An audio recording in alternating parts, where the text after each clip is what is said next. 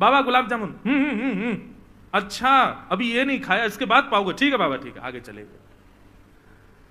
3-4 बार उस व्यक्ति ने गुलाब जामुन दिखा करके भी नहीं दिया। 5वीं बार जब वो आए तो बाबा क्रोध में तिल मिला रहे थे, बोल सकते नहीं कुछ भी, और बाकी के महात्मा आनंद ले रहे थे, बोले अब आएगा आनंद।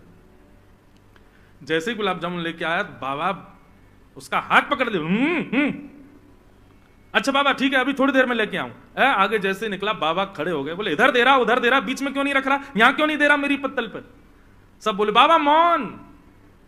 बाबा बोले राम राम राम राम, हो गया कल्याण हमारा, 14 वर्ष का मौन 12 वर्ष में टूट टाट गया।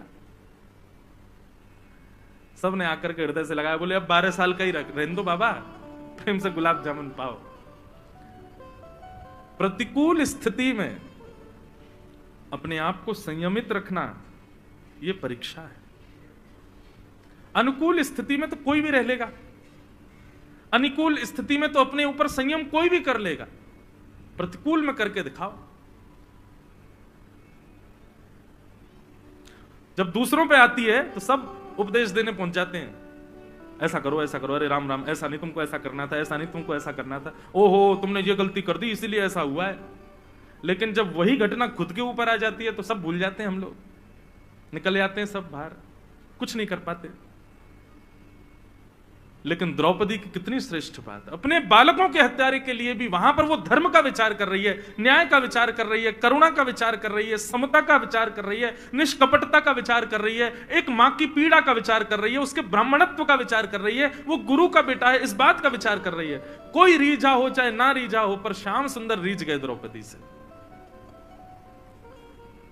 क्रिया सदैव ऐसी करो जिससे ठाकुर जी प्रसन्न हो।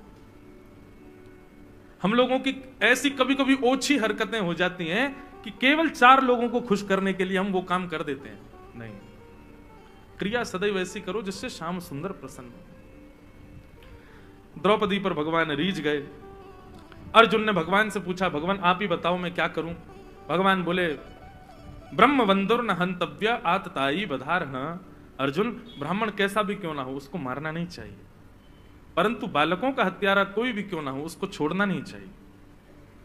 अश्वत्थामा ब्राह्मण है इसलिए इसको मारना नहीं है, अश्वत्थामा छोटे बालकों का हत्यारा इसलिए इसको छोड़ना भी नहीं। अर्जुन समझ गए मुझे क्या करना है, मतलब मृत्यु दंड से भी कोई बड़ा दंड इसको देना है। और बंधुओं आज आप स्पष्ट सुन लीजिएगा, मृत्यु दंड से भी एक बड़ा दंड होता है, क्या? प्रतिष्ठित व्यक्ति का भरे समाज में अपमान। ये मृत्यु दंड से भी बड़ा दंड है। और एक और बात